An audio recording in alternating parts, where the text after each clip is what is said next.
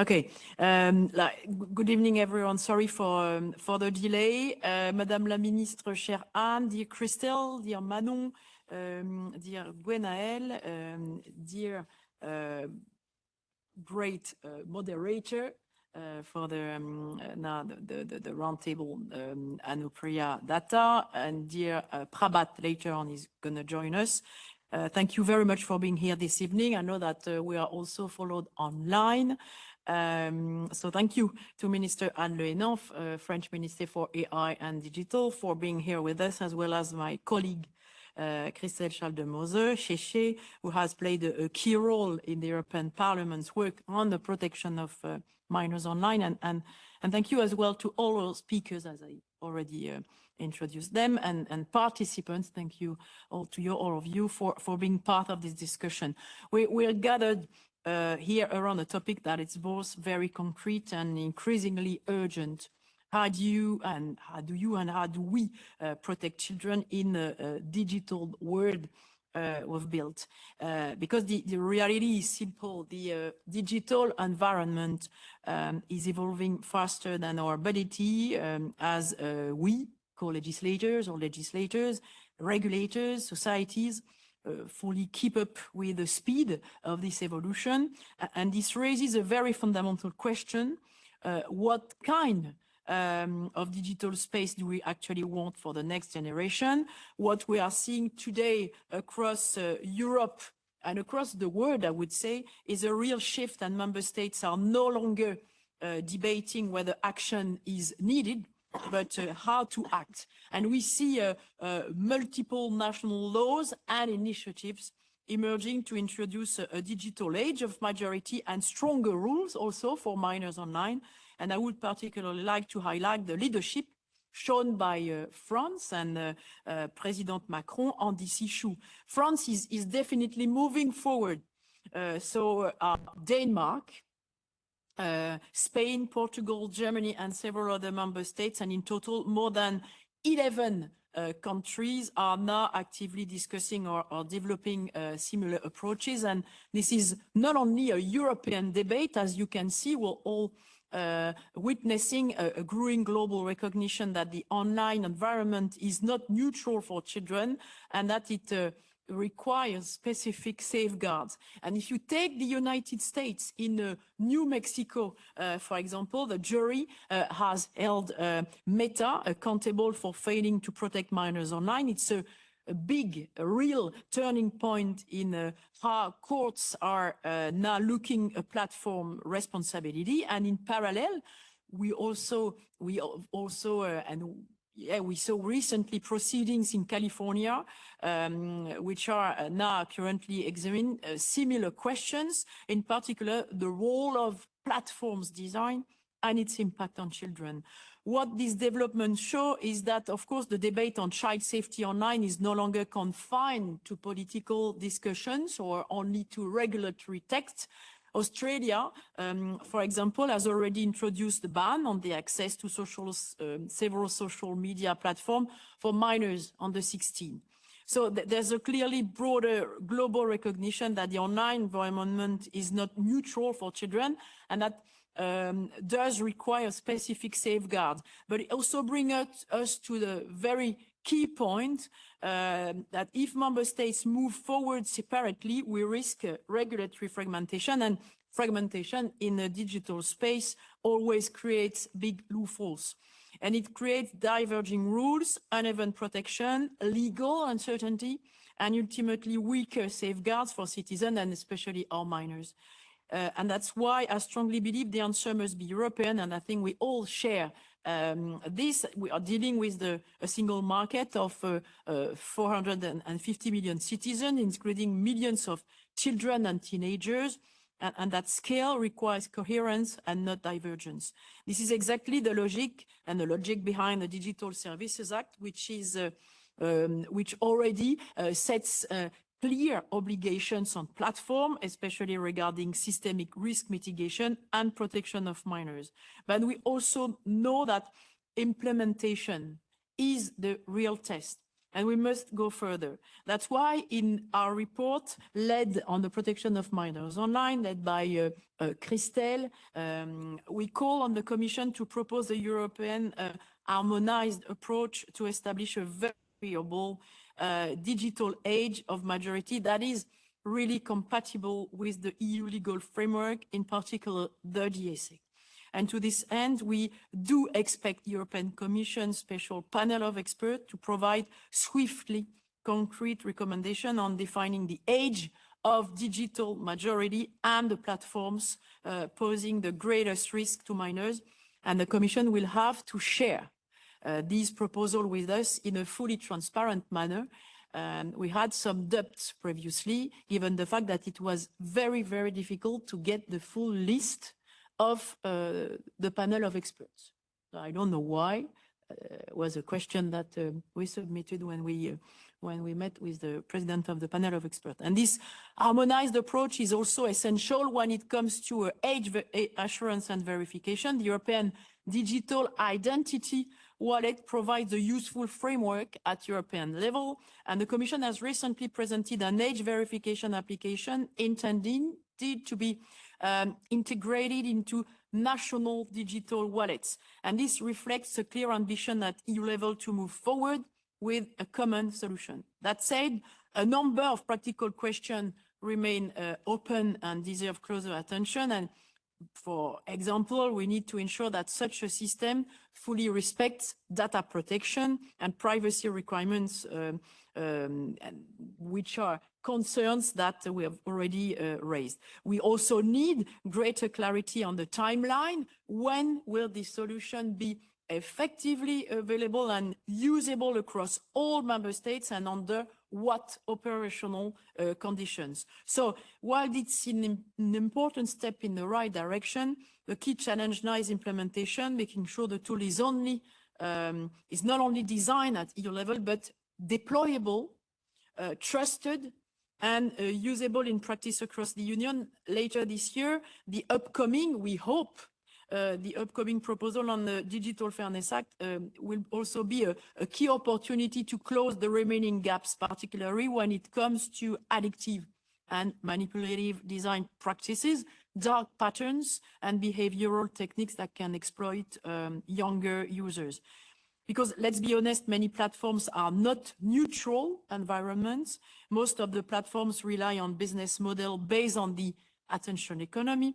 They are designed around engagement, sometimes at the expense of users' attentions, well-being, and for minors in particular, their ability to step back. This is why in the European Parliament, we've already called for stronger action against addictive design and to better protect our children online. We expect the Digital Fairness Act to also deliver on this issue. So before I close, let me just say one thing. At a time when European digital rules are increasingly discussed and sometimes contested internationally, because we also face the pressure, international pressure from the US to soften our rules, we need to remain clear about what we stand for. And it starts with us today, tonight. Europe is not regulating for the sake of regulating. We are doing it for to protect citizens, to ensure fairness, to make sure that technology serves society, not the other way around. And on that, we should remain firm. So I very much look forward to today's discussion and to hearing your perspective. Thank you very much. I will now give the floor to our minister, French Minister for Digital Affairs, Anne Le Hénan, for around 10 minutes. Now, and after less than that, okay. And now, after that, our dear moderator, Anupriya Datta from Euractiv, will lead smartly the panel. Thank you very much. Good evening, everybody. Dear Stéphanie, Yon-Courtin, member of the European Parliament, thank you very much for your invitation. It's very, very important for me to discuss with the European deputy, though. Thank you very much. Mrs. Christelle Schaldemose. Perfect. Ooh. member of the European Parliament and rapporteur for the Digital Services Act, dear members of Parliament, ladies and gentlemen, in all your ranks and positions. Thank you to have organized this event and to permit me to express our French perspectives of this crucial matter. The protection of minors online is not just a French priority, of course. It is an European imperative. Almost 2 years ago, France took a decisive step by publishing the report Children and Screens in Search of Lost Time. Their findings were clear. We must adopt a holistic approach to protect our children from screens. We must empower children, families, and communities with health prevention, digital education, support for parents, access to alternatives such as sports, culture, reading, and outdoor activities. Among 29 recommendations, one stood out: establishing a digital majority by banning social media access for children under 15. Why? Because social media has become a public health crisis. Scientific studies confirm the severe impacts on children's mental and physical health, anxiety, low self-esteem, addictive design. These are not just individual risks.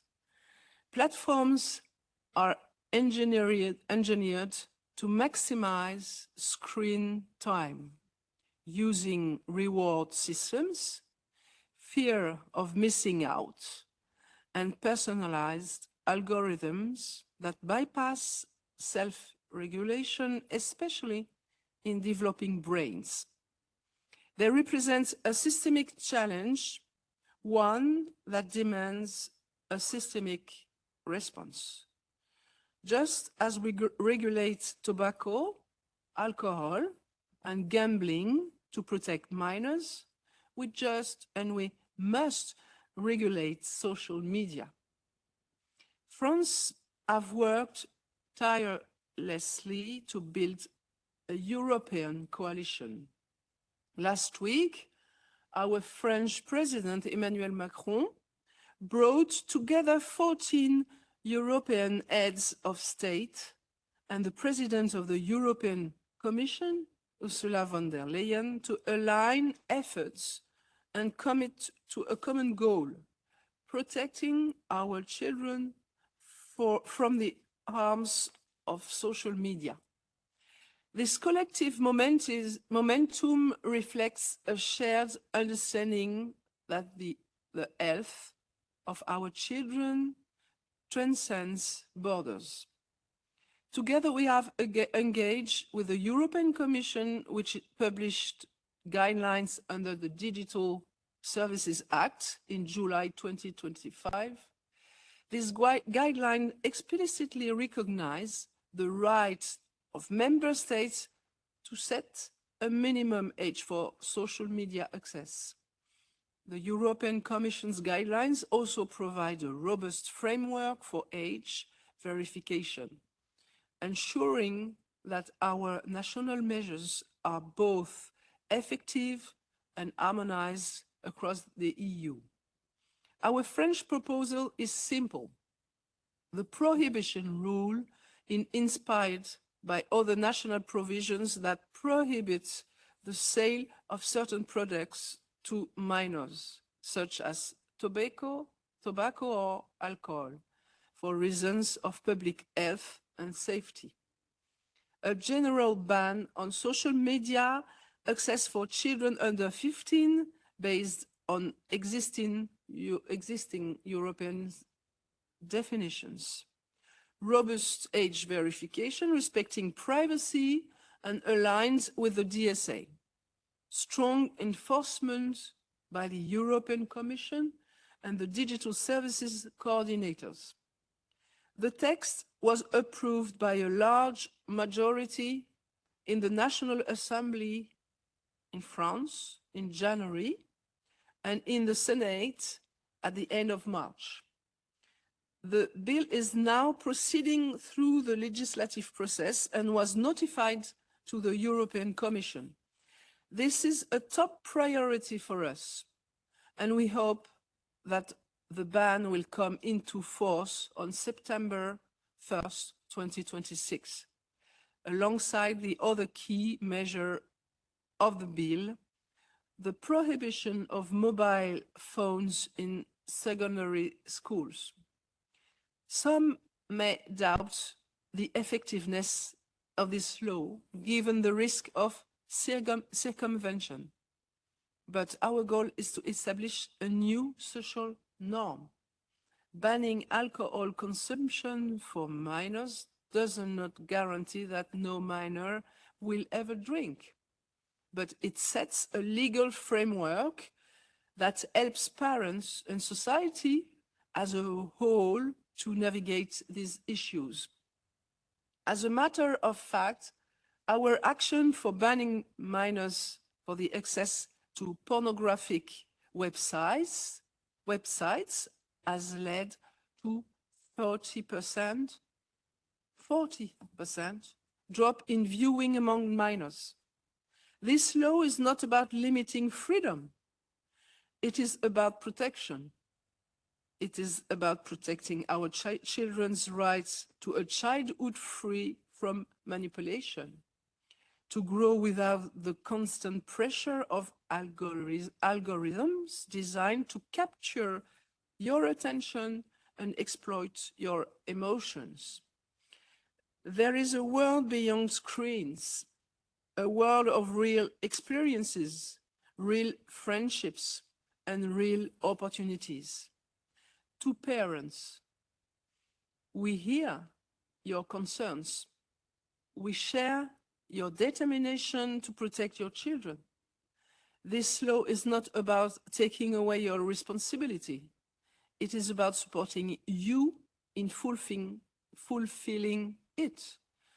Ladies and gentlemen, France is ready to set a new standard for child protection online.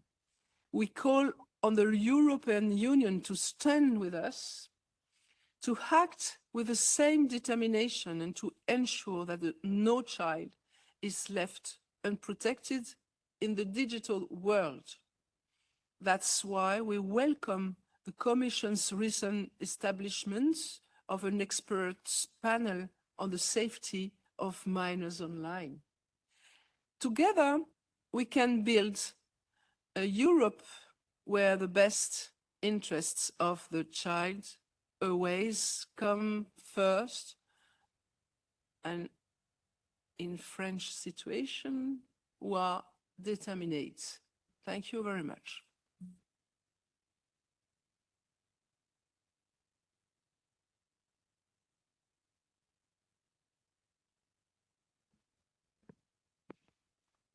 Okay, thank you everyone for coming here today on a very sunny afternoon. As a journalist, it's always a bit strange to be on this side of the podium, but yeah. So as thank you, Minister, thank you, MEP, for your speeches and also for your calls. So as we've seen recently, there's this increasing worldwide concern, not just in the EU, but other member countries, Australia, UK, US also, that there's an online child safety issue, and policymakers across the world are sort of grappling their minds on how to best contain this. So in the EU, we are seeing a lot of pressure from capitals to ask the Commission to do something, which has now resulted in this expert panel by the Commission. Last week, the Commission presented an app, and we also hear that they're going to issue some recommendations on how member states who are currently not piloting the app to do so as soon as possible. So here I'm joined today with MEP Christelle Schaldemose to provide the Parliament's perspective, Gwenelle Mercier from Dodge Europe to provide a platform perspective, and Mano on my left, Mano Letouche from Five Rights to provide children's organization perspective. So to sort of kickstart the discussion with, well, $1 million question really, should social media platforms in general be banned for kids? So first, I'll bring the Parliament's perspective from MEP Schaldemose, also as a rapporteur of the Digital Services Act and the parliamentary report. Thanks. Thank you very much for this. Before I answer your questions, I want to thank the Minister for being here today, but I also want to thank you, Stephanie, for making this event, but also to, you know, when we negotiated the Digital Services Act back in 2022, it was during the French presidency of EU, and I have no doubt that without the French strong position, the DSA would not have been as good as it is today. So I worked very much together with Cédric O, who was the digital minister at that time. And I just want to honor you in that, because France has taken leadership in many of these topics for many years. And you're also doing that now when it comes to establishing the first real ban in EU on this. So what are we saying in the European Parliament? As you all know, we call for an age limit or a ban on social media for kids below 13 years. We want to have an EU harmonized age limit. We're saying that it should in fact be 16, but with parental consent, it could be from the age of 13. And we're saying this because when we look at social media as they are today, and that is the reason why we have this discussion, they are simply not fit for kids. The content is simply not fit for kids. And the platforms themselves, they're saying that as well, but they are not doing anything to make sure that the kids are not entering the platforms. It's so easy to convene and just indicate an age without anything. So we know from in Denmark, we are also quite strong and tough on this. And we have made a lot of surveys, and we know that kids and young people are seeing murder, suicide, violence. They are getting cyberbullied, many of the young people and kids online. And if that should not be enough, then when it's not this very harmful content, then it's commercialized content. And in many other areas, we do a huge effort to keep kids away from direct commercial activities for many good reasons. But when it's on platforms, we do nothing. And the platforms are doing nothing themselves. So we really want something to happen. Well, that one is to have a ban. And we can always discuss the age. We're saying between 13 and 16. It could also be 15, as you do in France. However, we need to do something because we are now entering into a situation with a fragmented internal market, because so many different member states are doing so many different things. And I think it's good to act. So just briefly here before I end this first remark, I would have to say that I'm a little bit disappointed by the European Commission, because Ursula von der Leyen, she said back in September at the State of the European Union speech in the European Parliament that she wanted some actions and she wanted to have this expert panel.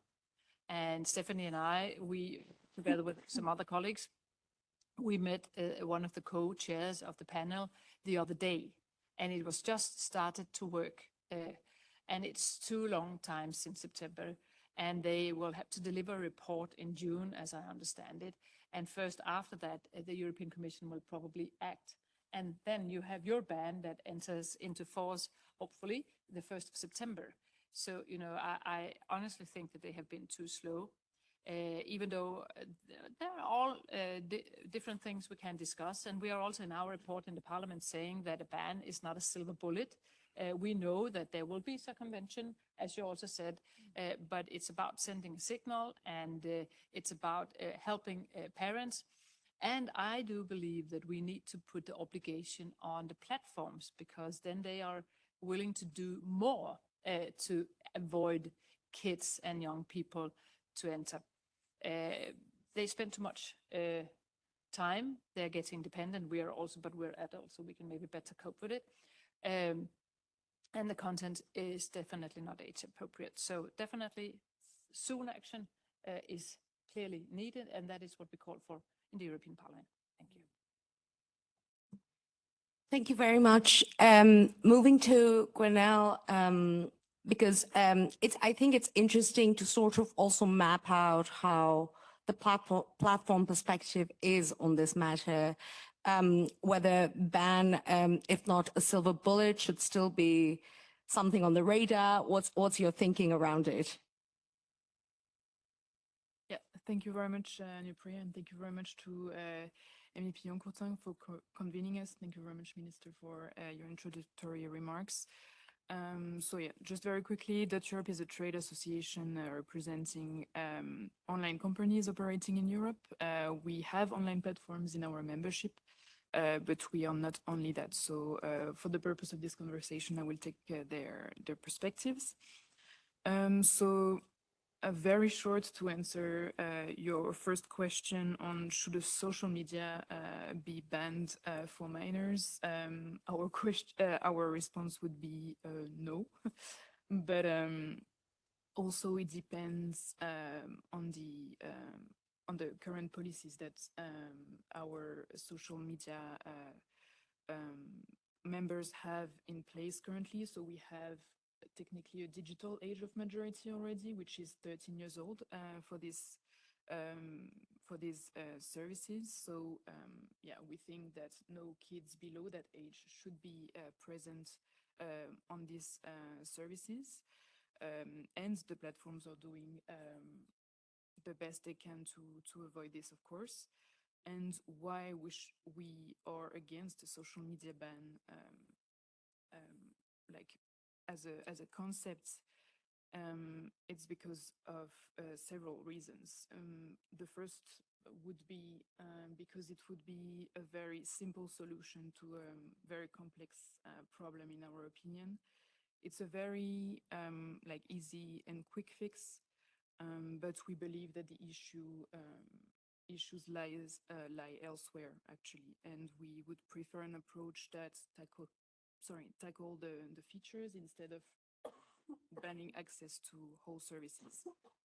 In our opinion, parts of the services are perfectly accessible to any user, minors or not. So barring a certain types of user from accessing these services that are perfectly safe for everyone, we think is not proportionate at all. So yeah, our main recommendation, I would say, would be to focus on the features, be clear what it is that we actually want to tackle, what is really problematic, and then take an evidence-based approach to any sort of policy discussion that we are contemplating. One point also that was raised, and actually that we agree with, is the risk of national fragmentation.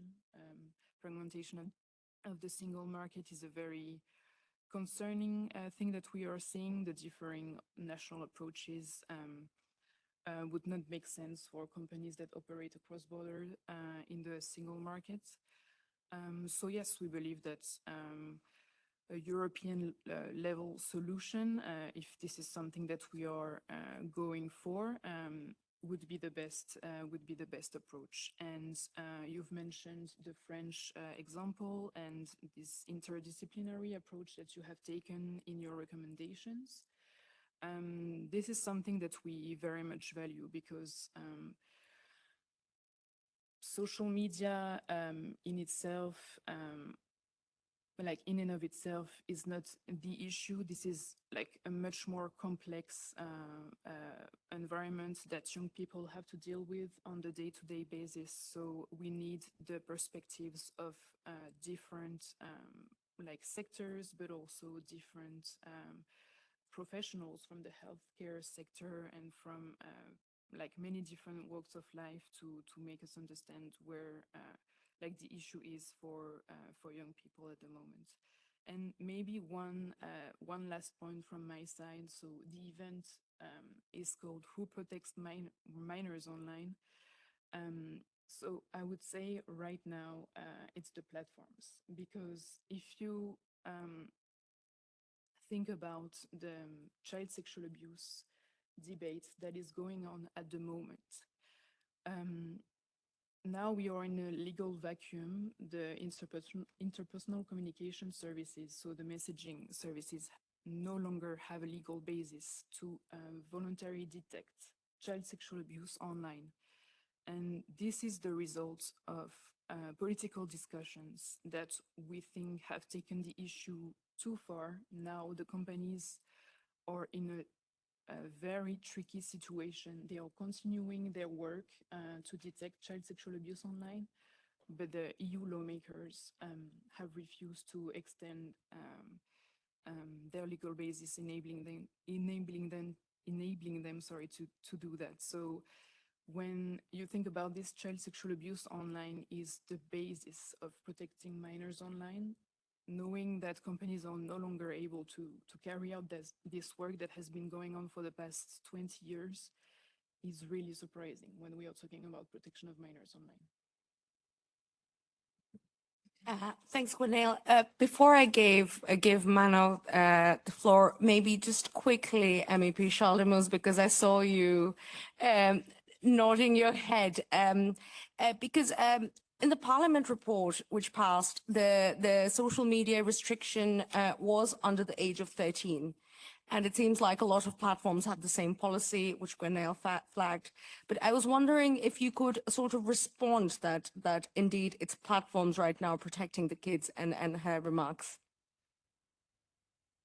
Yeah, I would be happy to respond to that. The thing is that it's not the case. It's not true that the platforms are protecting our kids right now. It's the opposite. You have all the tools in your hands to avoid dangerous content, to reach young users' accounts, but you're doing nothing. I mean, it is possible if you wanted to, but you're not doing enough. And I honestly have to say, and you probably heard it before, but you know, I honestly think that, you know, saying that, oh, we need a multidisciplinary approach and we need evidence, etc., etc. Right now, we are experimenting with our kids, and we need to do more than we're doing today. And you are definitely, not you, but the platforms who are member with you, they are not doing enough. I think we all know it, those of us who spend some time on social media. For instance, take Instagram.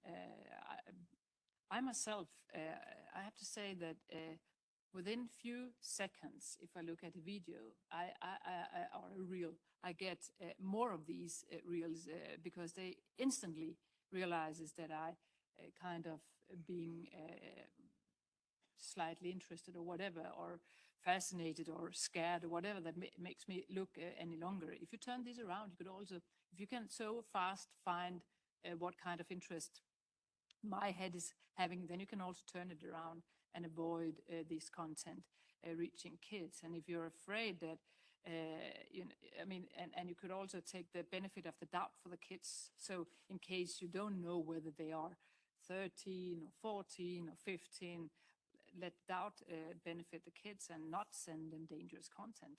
The thing is that it is dangerous. And when you ask the kids themselves in the beginning, they fear losing their telephone or not getting access to the platforms. But after a while, when they test not being online, they become kind of more happy because they talk to their friends, they play, they do other things. So I think that the platforms need to do more. They could do more. And in fact, if they wanted to avoid having extra legislation, they should have shown an interest in trying to solve this problem. They haven't, and therefore I think that I kind of think about the tobacco industry back in the days, delay as long as possible, because meanwhile you're getting people addicted and you earn money on the data, and a new generation is hooked. And I'm a little tough here, but it is because I have seen no improvements when it comes to protecting minors. And I completely agree with you on the CSA. That's the parliament who made the wrong decision when it comes to protecting, to get rid of this child misuse material. It was a failure from the parliament not to vote for this, and it gives you restricted ability to do things here. But it doesn't mean that you couldn't do things about ordinary accounts and the time kids are spent online and what kind of content they're seeing. Much more could be done. And since it's not happened, then we need, as legislators, to step in and try to do something.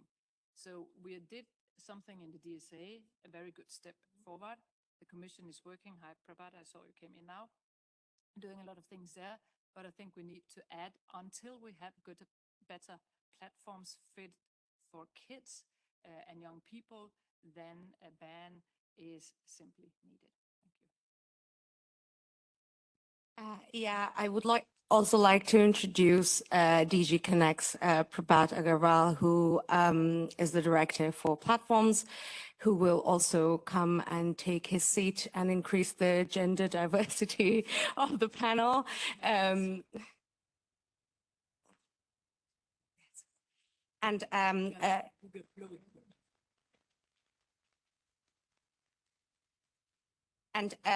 Now also looking at you, Mano, do you think banning social media is a good idea? And is it really the sort of silver bullet or not a silver bullet in this matter?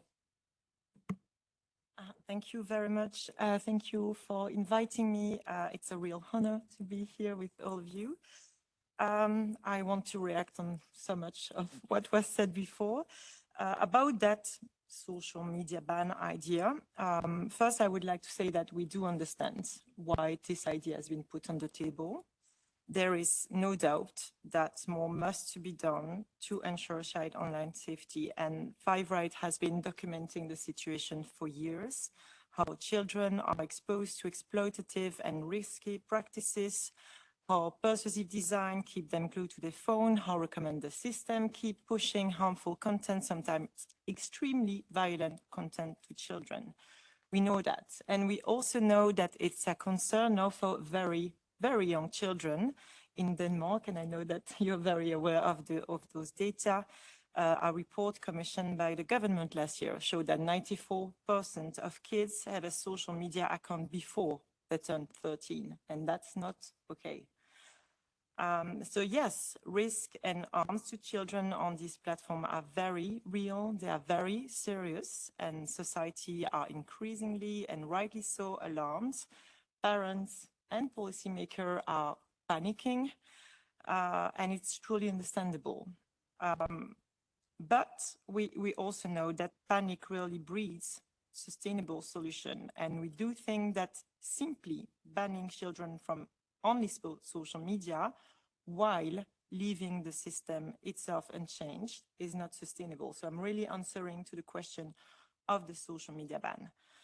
So first, what we need is a tech-neutral approach. So targeting only social media and video sharing platform. And I know that in the IMCO report, we also talk about AI companion. It will leave children exposed to, and likely even push them toward, other unregulated and sometimes equally problematic services, such as online gaming, generative AI, such as AI chatbots, and often also at tech platform. And the platforms that are used in schools sometimes are not even safe for children to use. So we need also to take that into consideration.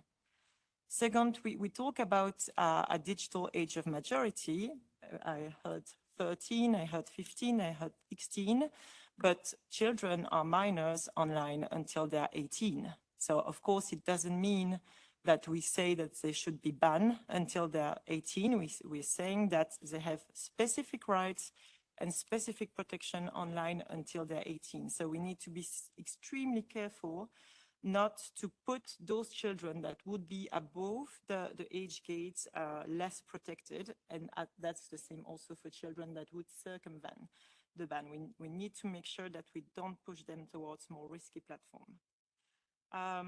I heard the comments about the fact that platforms are the one that protecting children. I must very, very much disagree, but they should actually. And simply putting a ban, it would take the burden off a social media company for age-appropriate design and off regulator for sometimes poor enforcement action, and it could place it on parents.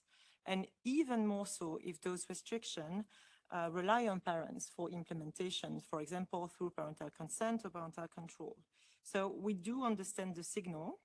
We do understand it also as an impulse from the member state to push the EU to act more and to act more swiftly and rapidly. And we agree with that. And we want to put alternatives on the table, ideas about access restriction that could actually better protect children. But maybe we can come also to that approach later in the discussion.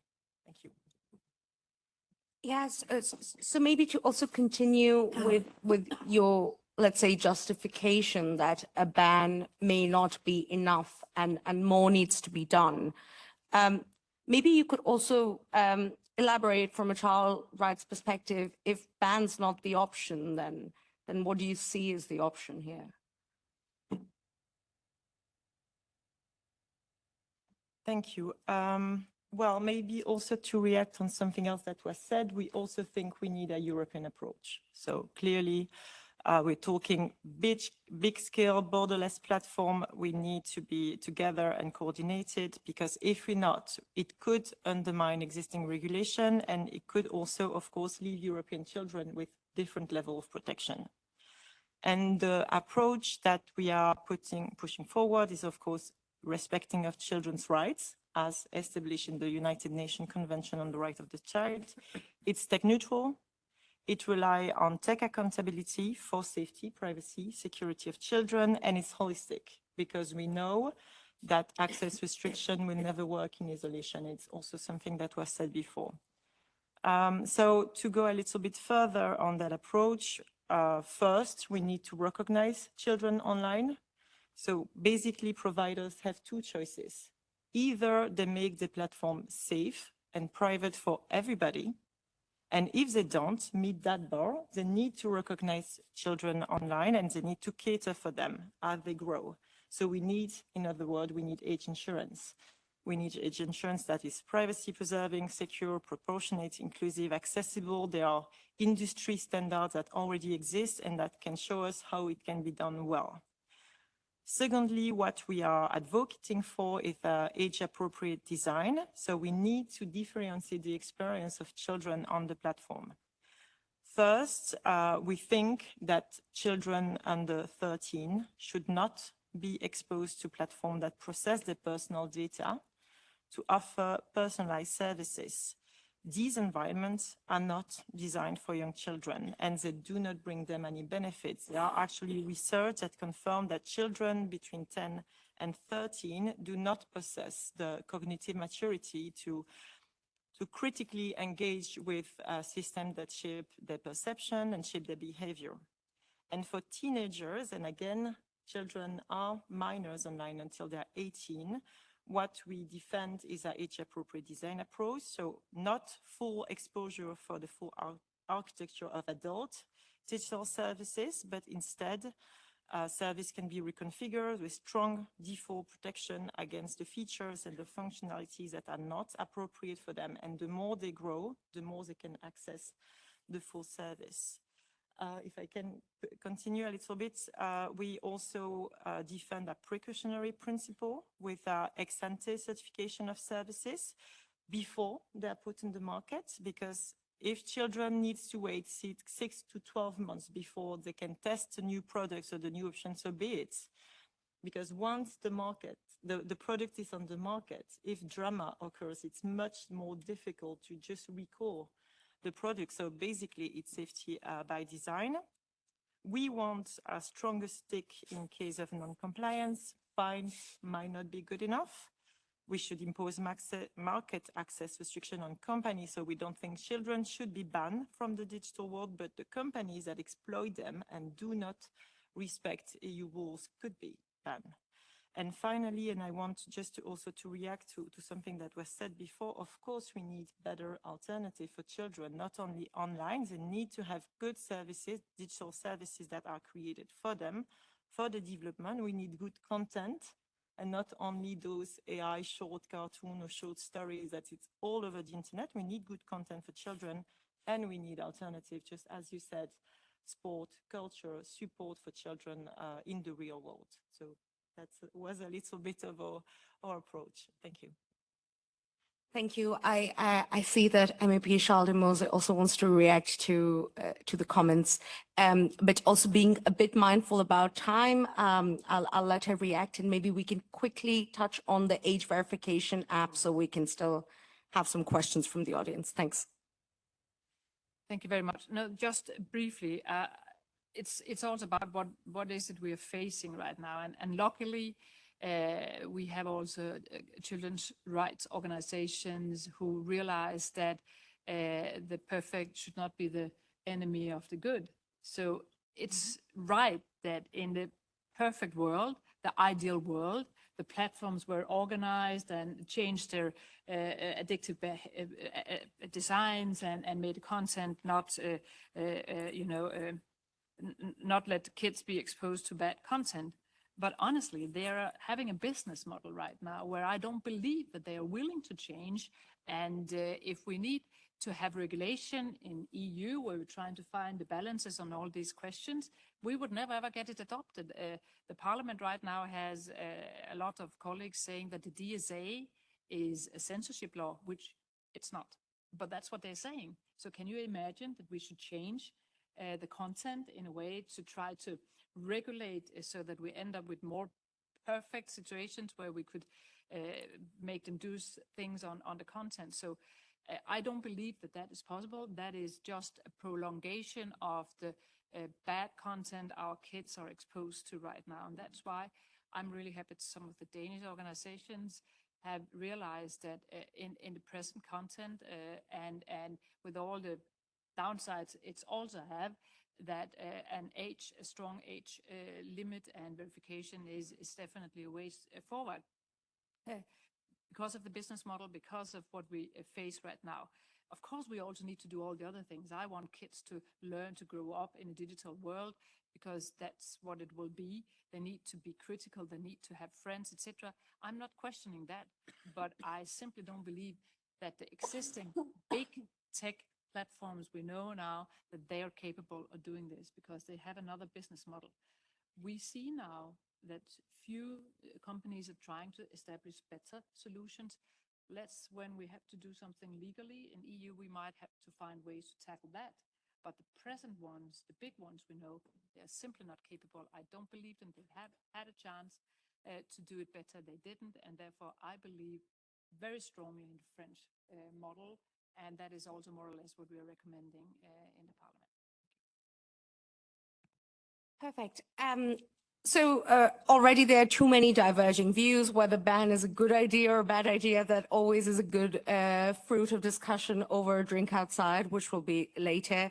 And I'm mindful that this is usually a dinner time for most of the people attending. So maybe just to give like 1 or 2 minutes to each speaker to sort of react to the age verification app that the EU and Commission President von der Leyen announced last week, but also the fact that after the announcement we saw on social media that the app got hacked, which was an interesting development as well. So maybe to pick up like 1 or 2 minutes from each panelist on what they think of the age verification solution and if this is the right way to go ahead. Gwenelle, I'll start with you. Of course. Thank you. I'm not sure this is going to be very interesting for you, but we have a lot of questions actually on this EU AV app or the mini wallet. So we have seen, of course, the announcement that it was technically ready. some of our member companies were in touch also with the Commission team to develop this this app, but we have a lot of questions when it comes to the practical implementation of that.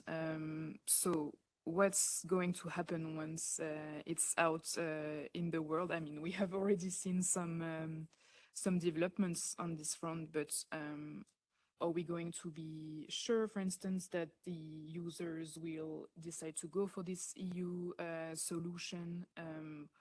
Are we 100% sure that it's privacy preserving and that there won't be any, I don't know, leaks, for instance? So yeah, we have a lot of questions. Also, how the member states will actually implement this EU AVIAP and integrate it in their own EIDAS framework. So yeah, a lot of questions from our side. And yeah, we are ready to hear more detail from the Commission and also to support any efforts there. Same for me, more questions than answers, but maybe Mano can also provide some comments. Yeah. Thank you. We have consulted children on what they want from age insurance. They want it to be privacy preserving. They don't want to trust the platforms. So who process with the age check is very important to them. So they want third-party mechanism. They need to feel it's legitimate, and they ask for transparency safeguards. So just a few words about what children are expecting from age insurance. We and other children's rights organizations that we work with in the Coalition on Children's Rights are quite hopeful about the EU app, because on paper it is privacy preserving. It's a zero knowledge proof system. It's open source. It's free. So if it works, if it's efficient, and if the national providers are also audited to be privacy preserving and to respect all the standards, it could be a good solution, really. We really need this to work, and we need this to be perfect on all the age insurance standards, because for it to work, people will need to trust it. Children will need to trust it, and also adults. So maybe just a few words on that. And MEP, maybe your first thoughts on the app. Well, I'm rather positive, and I'm really happy that the Commission has established this work, because I think we had, when we started discussing this, we were discussing, is it possible to have tools at all? And yes, of course, it has children diseases. It's a new start, and we will hopefully see that they will close loopholes, etc. But I think it's good, and we should be happy that the Commission is delivering this tool. And let me say that the children I'm talking to about this, they just want to be online. They just want to be on social media. They don't know anything about transparency and privacy protecting aspects. They just want to be online. But honestly, I think that we have a responsibility as both society, politicians and parents to protect them, because they do not necessarily know what is the best for them. So I think we need to take that responsibility. Thank you. Thank you very much. Before I give the Commission the floor, maybe we have one or two questions from the panelists. Yes, the person in front. Maybe you can also, yes, introduce yourself. Yes, of course. Hi, my name is Julie, and I'm here representing the Center for Countering Digital Hate. We're a nonprofit that does research exposing the harms of online platforms. We have, for 6 years, documented the harms to children online, including how quickly teenage girls are shown eating disorder content on TikTok. It's about 15 seconds, and also eating disorder content recommendations on YouTube. But more recently, in the last 6 months, we have released reports on children's access to harmful information on AI chatbots, including, for example, instructions given by ChatGPT on how to self-harm after a conversation of just 20 minutes. So my question is then whether AI chatbots are included in the scope of this age verification and social media ban debate, and even for probots if AI chatbots are being considered in the scope of the DSA for protecting children online. Thank you. I think it seems that both the questions are for Prabhat, but maybe because the AI chatbots were more or less considered in the parliamentary report, which MEP Schaldemose also drafted, you could provide a quick response to the question. But I mean, I'm also very happy to leave it to Prabhat because he knows everything. He's really one of the best. But we did recommend also AI chatbots being part of it, and we are afraid, and we have seen bad examples also from them. So this is also something where we need to take into account the risks and harms done. So we would definitely want them to be a part of it. Thank you very much. I will let Prabhat Agarwal take the floor for approximately 10 minutes, and maybe if we have time for one more question, we'll take that. Yeah, thank you. I have to thank you very much. And I first of all, apologize that I came late. Very happy to be here with you, and thanks again for the invitation. I say it every time, and we are happy to be in the parliament. The issues that are being debated today are super important. They're top priority for not just us, but for many parents out there, children themselves, but also, of course, for politicians like yourselves. And so I'm not quite prepared to speak for 10 minutes, so but I have some remarks to deliver, and I'll try and answer some of the questions. I think having worked now on this area as for such a long time together with the Parliament and also with the different members of the Council, also internationally, by the way, where this is the issue that is being discussed today is not just a debate here in the European Union, but actually across the world.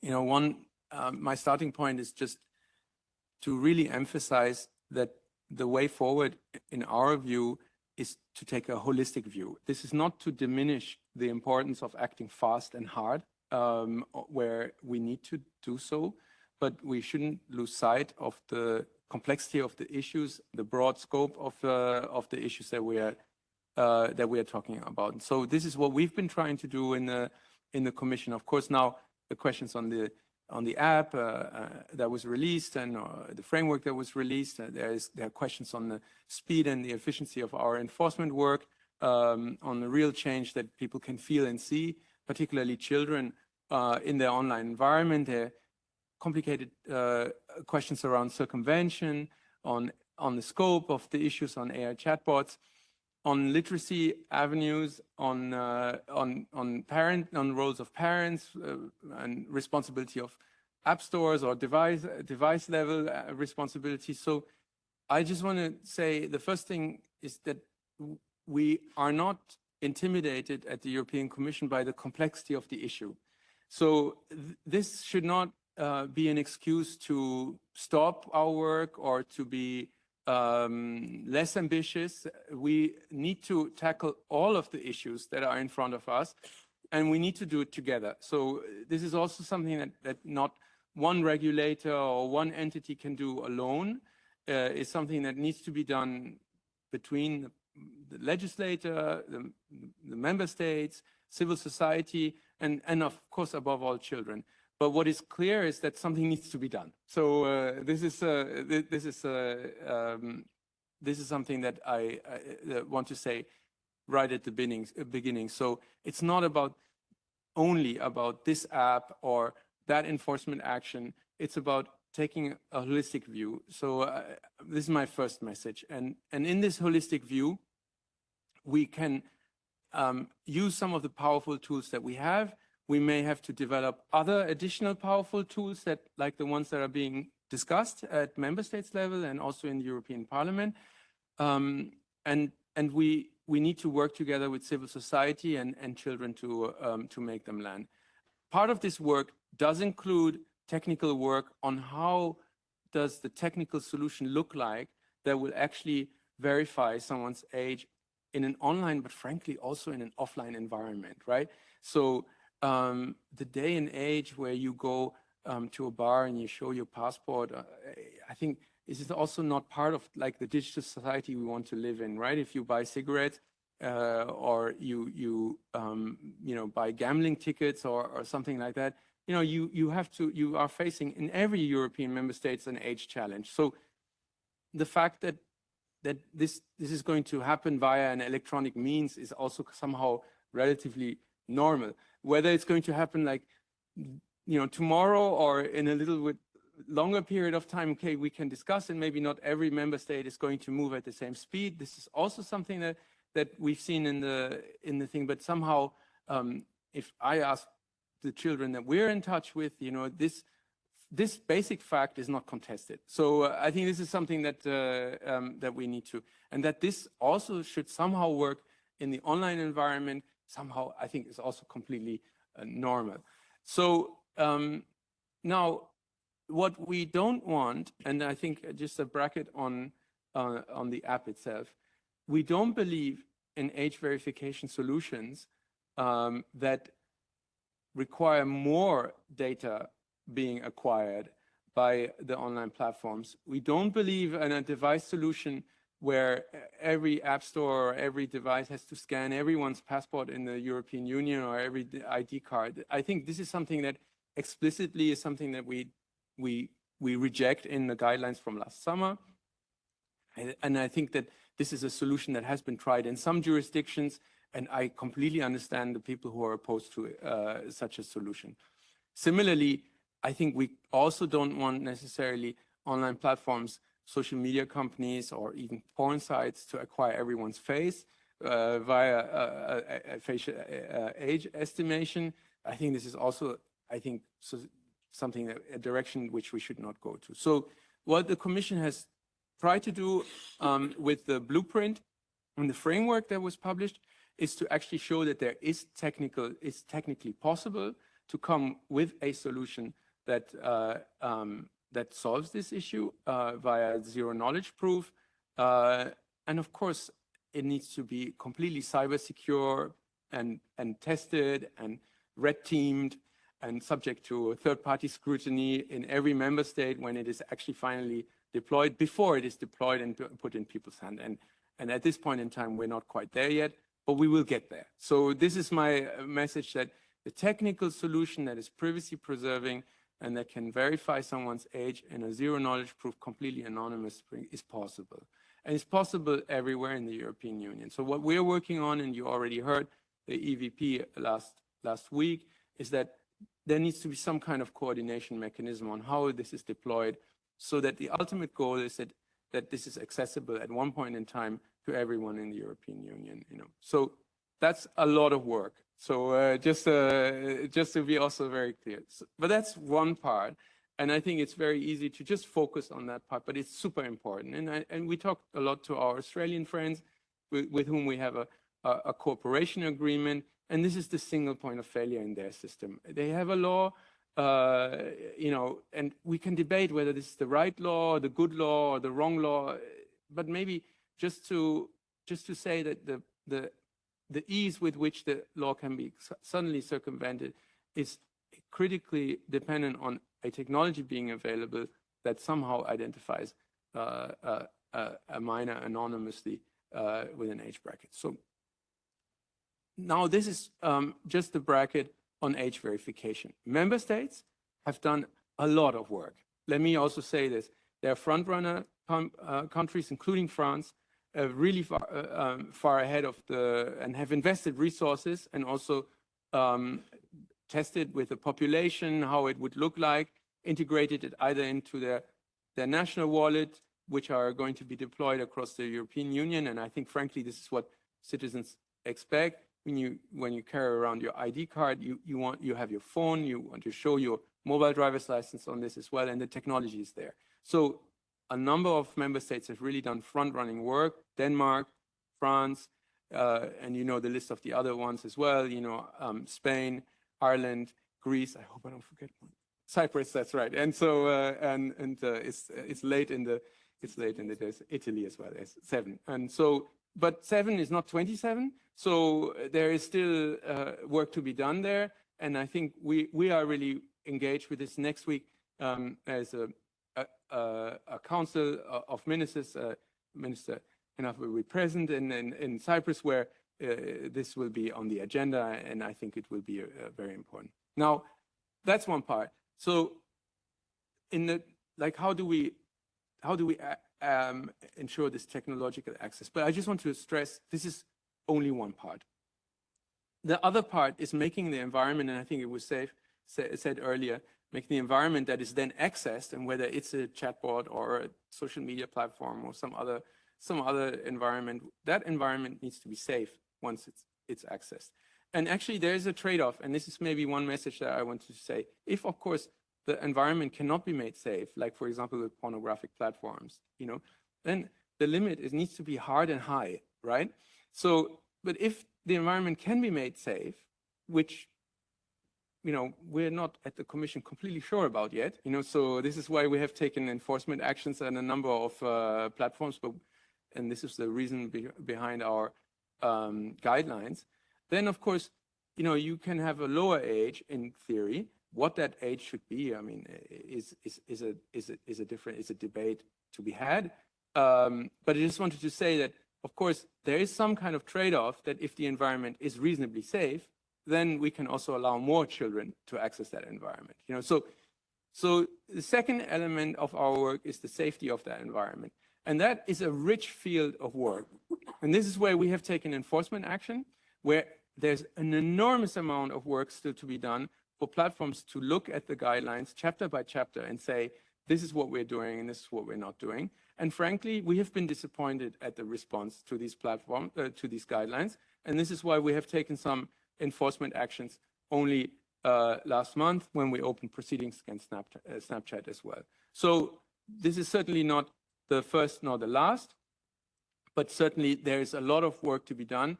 And I don't think there's any excuse for anyone to say, we don't know what to do, because it's written in 28 pages in the guidelines. And I also think that those guidelines are the most comprehensive tool that's out there, and it has been consulted up and down the country and the world. So this is not a surprise to anyone. But the safety level that is resulting from this is very much to what the colleagues have said. No default settings that are not privacy preserving, no contacting by strangers, all sorts of addictive design features switched off by default, including on the recommender system and so on. So, okay, it's relatively fresh. It's less than a year old, but people are also impatient, rightly so. So there is really a lot of scope to make the online environment that is accessed safer. Then we have already spoken about many times about media literacy elements. I think there's just we keep talking about media literacy and nothing seems to happen, right? And so this is also something where we need a step up, and we really also think that there is much more scope to be done. Just like I think we are a lot of the times inside the Commission discussing the tobacco analogy with the labeling and the prohibitions and so on. This is something that is part of our conversations now, and I'm sure it's also part of your conversations every day. But there is a fair amount of education that goes with the tobacco prohibitions, right? Children know that it's dangerous for them, and they are educated, and they also labels and so on, So that part, I think we are still very naive about how we talk about social media to kids, right? And so this is something where I also think that, and this is not in the hands of the Commission. We can provide the tools for this, but there's then this is particularly more important for younger children. The benchmark data from Australia that really impressed me was not how many kids that are 16 will get their account suspended and don't circumvent. I think you've seen all of this data. But what the benchmark data that impressed me was the reduction of number of parents that open a social media account for their 8-year-olds. This is something that is jarring. I mean, and this is a good measure, saying that if the objective actually reduces the number of parents that actually themselves set up the account on the social media site for their 8-year-old, and if this target number goes down, I think we can all agree that this is a good measure, right? So, but so media literacy there is perhaps the wrong word. Perhaps we need to reinvent another word, you know, because we've been talking about it for so long. And the education is not just for kids, it's also for parents here, you know. And this is something that I think is harder to reach, right? And so kids at least go to school. They have an exposure there. We can help parents, but a data point in one European country, which I won't name, is that the screen time of the parents in that generation is higher than the screen time of the children, right? So of course, in very, very young age brackets. So that's also an educational event. Okay, the third one is that the DSA, which I'm responsible for, is of course not alone. There's lots of other stuff happening, and there will be lots of more stuff happening as well. There's the AI Act with the prohibitions and on this. There's the AVMSD rules as well, and the consumer protection rules, which also will be updated at some point soon. So there is a whole panoply, and the whole piece of work that we are also very busy with in the Commission is how do all these pieces work together so that at the end, the effective level of protection actually increases and doesn't decrease, you know? Because one of the things that when you have too many balls in the air and you have too many obligations they start competing with each other and interfering with each other.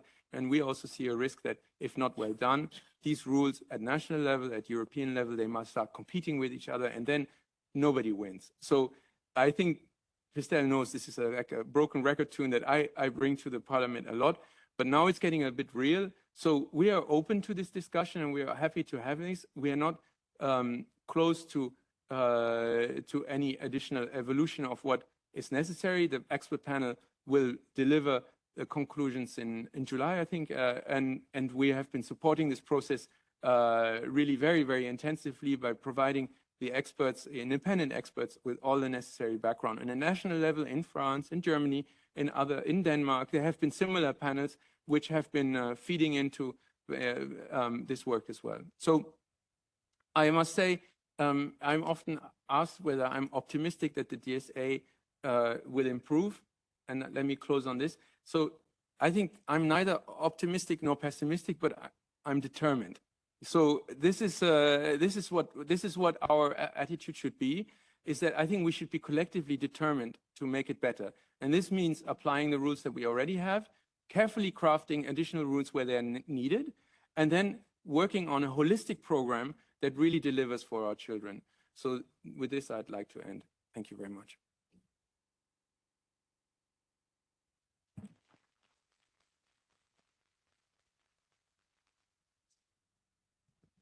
Thank you very much. Now I'll give the floor to MEP Yon-Courtin to also conclude the session. Thank you.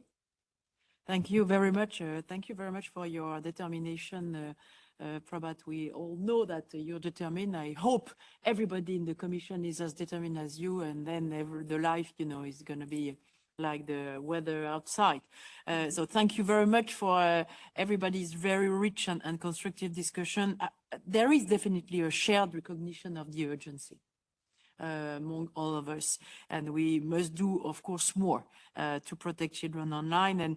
And I think echoing what you've just said, which I think is very interesting, we are moving towards what we could call a more ethical digital age approach, you know, where the objective is not only engagement, but well-being, autonomy, ultimately respect for the user, especially when that user is a child. And that's what you call safety on the environment online, you know.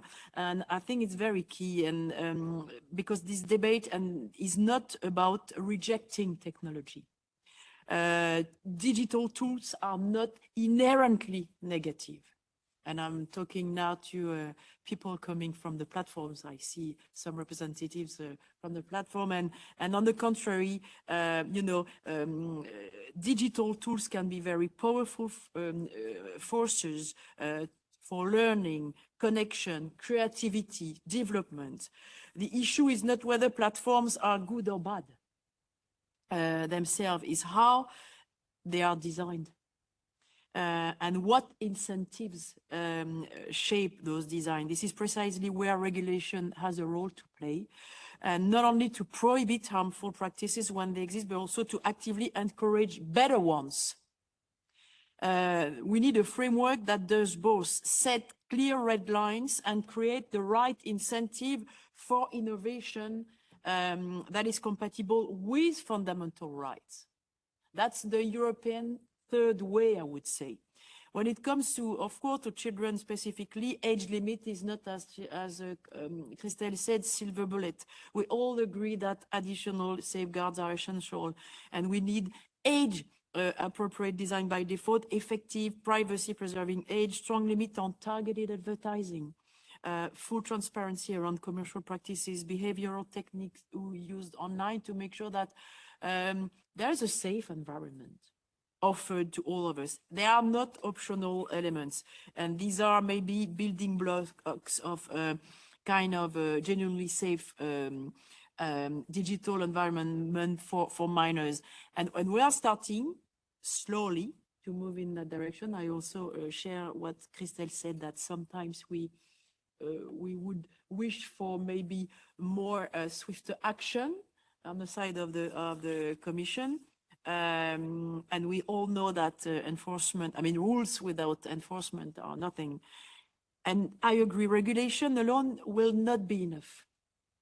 We also need to invest in digital education, in media literacy, so that young people are empowered, first with their parents, but not only their parents, understand, navigate the digital environment they live in. We need to share the responsibility between, as you said, rightly, Prabat, with institutions, platforms, legislators, and in this way, age limit can be a starting point, you know, as a principle. Because it's not, as we say, regulation of platform. It's going to be a choice of society. How do we shape the entire generation when it has to grow, learn, interact, understand the world? Europe has really a responsibility here, ensuring that technology serves people, not the other way around, and ensuring that innovation does not come at the expense of children's well-being. Responsibility to prove that it's possible to combine digital leadership with strong protection of fundamental human rights. So thank you very much, because I mean, we need to continue to act through legislation, through enforcement, through cooperation at different levels, making sure that the digital world is a safe place for the next generation, and that the European Parliament is also a safe place to have a drink afterwards. Thank you very much indeed for your time here, and let's continue discussing with determination on this very important issue. Thank you very much for your time.